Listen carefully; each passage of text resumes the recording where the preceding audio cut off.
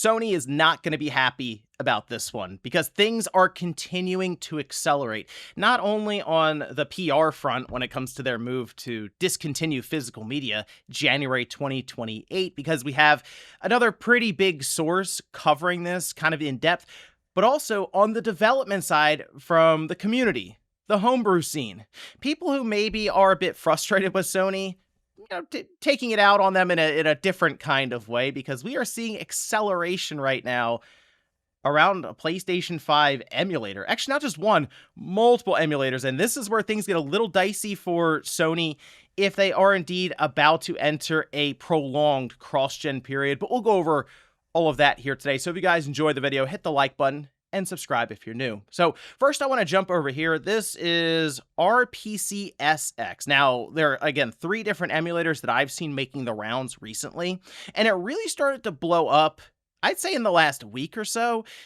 because we are starting to see more discussion around retail games being loaded in some of these emulators, all right? So RPCSX is an emulator that's been around for a long time. It was like a PlayStation 4 emulator, and then it's kind of moved over to the PS5 emulation.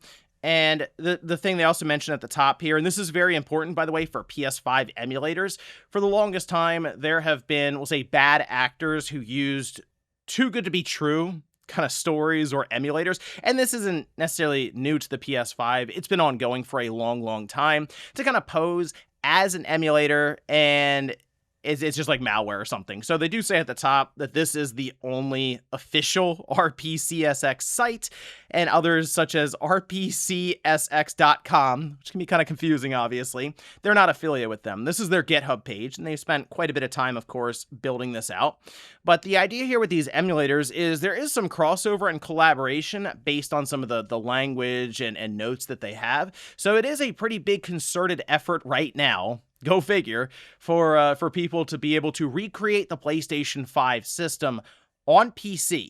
All right, so with this, we also have Sharp Emu, and this is the one that I've seen really getting discussed on social media, because there are screenshots of it actually starting to load up different games, okay? So this, as they say, is an emulator project currently in its early stages of development. That is very important to note, because this is, it's like pre-alpha or something. So don't expect to use this emulator and start playing Demon's Souls fully. Now, they are getting it to start to load up the game, and that is important, of course. You gotta start somewhere. But at this time, Demon's Souls is a video loop. All right, so that's it. Like, you could see the splash screen initially, and then that's kind of it. Now, they have something to build off of there, but Silent Hill: The Short Message is another one they've tested. Poppy Playtime Chapter 1. It seems like Silent Hill: The Short Message just kind of crashes, like they get nothing out of it. And same thing with Poppy Playtime Chapter 1. But you can kind of see people are starting to at least test out different games. Dreaming Sarah, which is a game I had not heard of until this, it is at least in-game, but there are all kinds of rendering issues, as, again, you'd expect from early days for an emulator with the PlayStation 5. But the thing that I've noticed, and they also have special thanks to another emulator that's listed here, and I believe this is pronounced Kyty. It's Kyty. So correct me in the comments if that's not the case. But this is version 0.2.0. And I've seen this emulator around before. It was like, I saw it on YouTube get recommended at one point. I was like, that's fun. We'll see if something comes of it ever. And I went back and looked. That was 4 years ago where I had seen that. So this has been around for a bit, but it's recently started to, again, pick up a lot of traction. Okay, so, and like the PS4, they at least were in-game in something like Worms. Or for the PS5, I saw it with a homebrew application that was kind of just a test for it, and that's what this initially started as, being able to run homebrew applications for PS5. So you can see it as a good way to kind of test these things if you are indeed developing for the system.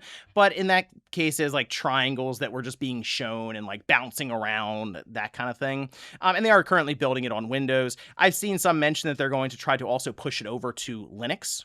But the thing that's kind of interesting about these emulators, and this is where it gets kind of difficult to explain. I'd like to have somebody who is like, I'm sure MVG would do a great job explaining this in terms of the development process. But people are kind of diving into this a bit on social media because there is so much interest. And in fact, if you look at some of the contributions now that have started to pop up, especially around Sharp Emu, which again seems to be the one that's getting a lot of publicity here. The contributors themselves, it has exploded in the last, I don't know, 2 weeks. Go figure. But the thing that people are trying to explain, again, let me know in the comments if you're very familiar with some of the development around this stuff, is that because the PlayStation 5 is x86 based, it's not necessarily as comparable to emulation development that we've had with like the PlayStation 3, where there has to be a lot of work done for the entirety of the system. Some are comparing the PS5 emulation process to like Proton for Steam, where it's kind of a compatibility layer, but then other parts of the PlayStation 5 would indeed have to be emulated. However, the point here is it's something that is, I don't want to say less work, because it's incredible to see this even attempted, but it's not as complicated, I guess, as it won't fight as much as the PS3 cell processor.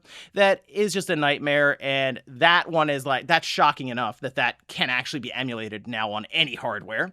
But we can see with the commits, I mean, just over the last, this is from April now into July, you can kind of see that range where all of a sudden it's really started to gain traction again.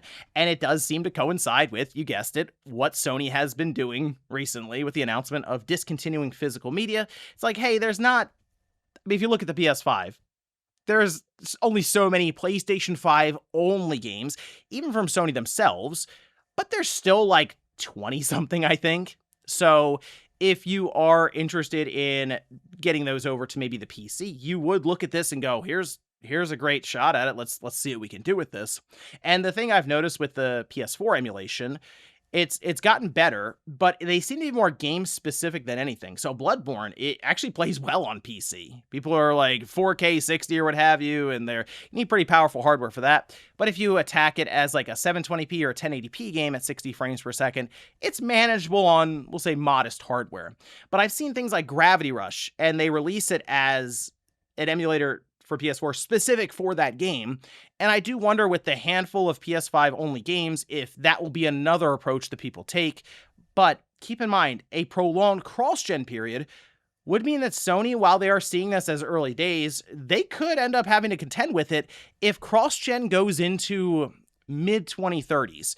Is it possible that we see a PS5 emulator actually be somewhat capable during the PS5's lifetime? And by that I mean while Sony is still selling and ultimately supporting it with not only their own first-party releases, but third-party releases. And that would be one where, you know, they might be a little annoyed that it's possible to do, because I still think, you know, halfway through the PS6 life, just based on what we think the pricing will be on that system, the PS5 will still, I assume, be the majority audience for any of these games releasing then, and that'll be quite interesting to see how Sony would contend with that. But we still have to see much more progress on this. However, don't rule it out, that possibility out, because the other aspect of this is whenever I look at these different projects for decompilations or whatever, the contributor that pops up I see quite a bit is Claude. And I will say, if nothing else, it's interesting to see how rapidly some of these projects have been able to all of a sudden like come to fruition. And yeah, there's a lot of AI, I'm sure, being used. I think it's a lot, you can say it's for generating code, but I think a lot of it's also just debugging and saving time on trying to figure out what line of code is messing everything up and it's not compiling. So I think that's something else to keep in mind here with how available a lot of these AI models are, especially something like Claude that has shown to be quite competent when it comes to just helping you figure out what's going on or what's wrong with maybe something you're developing. Okay, so from here, the other thing is Sony's still getting a lot of pressure on social media, but also in the mainstream media. And NBC News popped up and had an entire write-up here. Now it's a report for their subscribers. So it's for gamers, the fight to save the disc is about more than nostalgia. And Sony said it will stop releasing new PlayStation games, physical discs, in 2028. A move critics say leaves players buying revocable license instead of games they truly own. And I saw this pop up and said, man, it really is to that point. where mainstream is starting to take notice and starting to do more investigative reporting here. And I've seen many of them say that Sony just did not, they didn't respond to the request for comment. Sony is indeed going radio silent on this thing, as we've seen on social media. But man, there's so much pressure around this, and there is something to the idea of, oh, any publicity is good publicity, but there is a point where it becomes more of a problem, because you really can't even advertise much then without people showing up in the comments and just blasting you. There was an entire story that one of Sony's regional branches was doing a live stream. It might have been France, and they were just banning people on live stream for bringing this up. So you can kind of see how it's becoming problematic for them there. And even this with NBC, when they put this out over on social media, despite it, again, being locked behind for subscribers, they do a little excerpt here to explain it. They point out that movies still come on Blu-ray, music still pressed on vinyl, books still fill store shelves. But as Sony moves to phase out physical PlayStation releases, many gamers are asking why video games should be the first major entertainment medium to go all digital.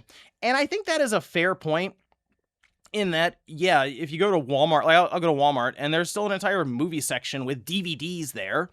There are many books, obviously. Now, books don't necessarily rely on a game system to play them, but we have gone more and more digital when it comes to reading with things like with the Kindles and other Slate reading tablets. So it is interesting that this is the largest medium, by the way, where the idea of physical is becoming a problem, even for some of these platform holders, specifically Sony, but also Xbox, quietly off to the side is man, that's a shame. Also, we're probably digital in the Helix generation, but keep an eye out this week, because there's word that we could see disc to digital get pushed for insiders, and I will definitely be keeping an eye out for that one. But this alone got 1.7 million views. There's a lot of interest in this, of course. People are sharing this around, and once you start to see really the mainstream media tap in for something like this, it can start to make investors, while I'm sure they're very excited about the amount of money that can flow in from a decision like this, a little skittish on, ooh, okay, could this become problematic in the future? Could they actually scorn a large enough player base to where it doesn't actually even out the way that Sony thinks it will? I believe that Sony is looking at this going, if we lose 20% of our audience, but we make 30% more money because we don't have to manufacture discs and send them around, and the shipping and all that stuff, and just the logistics there, but then also we repurpose that manufacturing plant for creating these micro lenses, and that brings in a significant amount of money. If all of that works out and we end up net positive, this is a good decision. But if in the long run we end up net negative, that was actually the turning point. And I know people are doing a lot to boycott Sony. They're doing all kinds of stuff right now, and that's why people can do what they want. But I think where it's going to become obvious if this was a bad decision or not for Sony is when they do attempt to make the push over to next generation with the PlayStation 6, because I think they're going to show off a system that has more sticker shock than ever before in gaming. And I think it's really going to test how much goodwill that maybe they threw away with this announcement. So that's the thing. I think games from Sony are still going to sell. I think Wolverine will sell. I think God of War Lawfare will sell. Obviously, Call of Duty, the older Black Ops 1 and 2 come out and crash the PlayStation Store as a digital-only game. So I think there's still I think they still have some runway here for this generation, because they've sold 90+ million PS5 systems. But when it's time to restart generations with a very expensive system, will they be able to if their enthusiast audience feels a bit burned with this kind of direction from Sony? But we'll find out maybe holiday 2027 if that is actually going to be a problem for them.